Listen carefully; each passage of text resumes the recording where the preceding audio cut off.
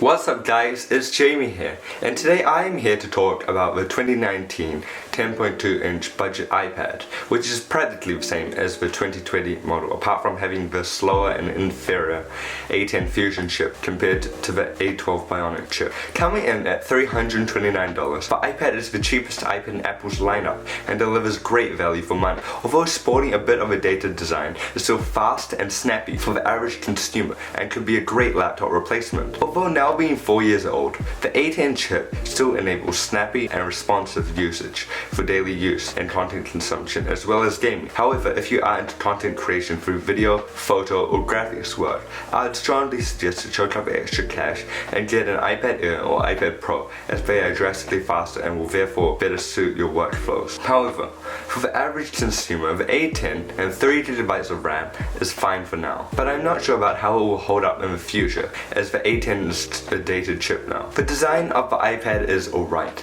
It's got a bit of a dated look in 2021 with the big bezels and home button, which is pretty much the same as the iPad Air from 2013, but it's still very refined. It's slim, small and light, just like the iPad Pro and iPad Air, and it's easy to carry around with you, and it still feels very premium and well built. It is made of aluminium and comes in silver, space grey and gold. To the top of the iPad is a 3.5mm headphone jack, which is really nice to see, and I'm sure is very useful for the budget demographic of this iPad, who might have not switched to wireless headphones yet.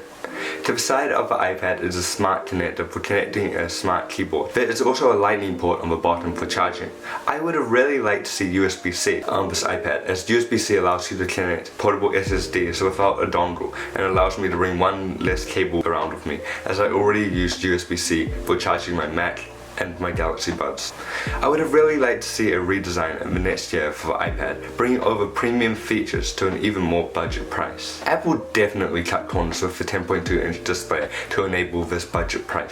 It is definitely the worst part of the iPad. It's non-laminated, so there's a gap between the display and screen, and is very reflective. This definitely affects the immersion of the display when viewing content and writing with the Apple Pencil. There's also lack of True Tone support, so colors don't look as nice on your eyes. However, it's good enough for the average consumer of a tablet of this caliber, with nice colors and being bright enough for day-to-day usage. Text is also sharp with 264 ppi. The Apple Pencil is a great accessory, not just for artists, but also for productivity through note-taking. It's responsive and has been a real game changer in my note-taking for my productivity, allowing me to mark up PDFs and write notes without carrying around my laptop in folders.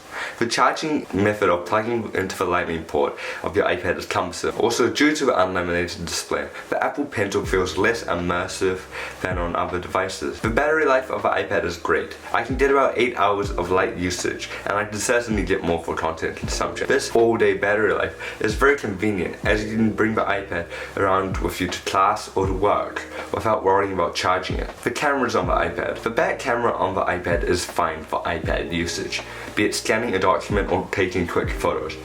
But being an iPad, I can count the times on one hand where I've taken photos with it.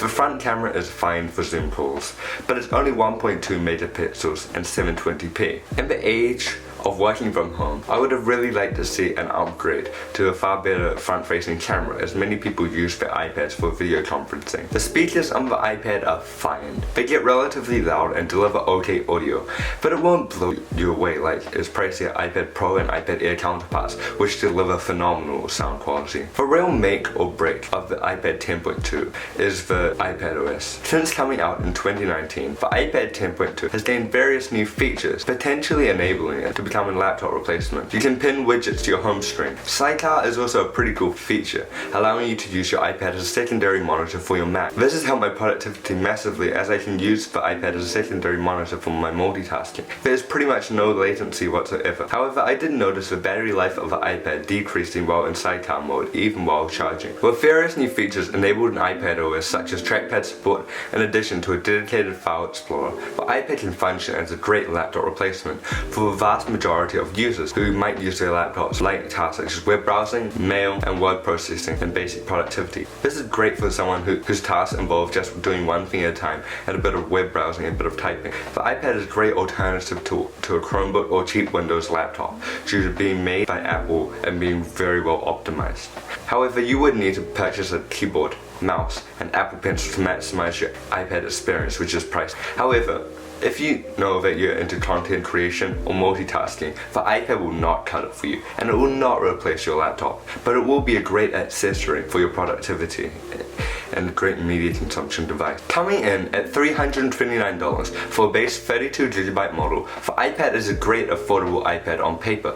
However, the $329 model with only 32GB of storage is just enough for basic media consumption and a bit of note taking, and you won't have that much storage left over.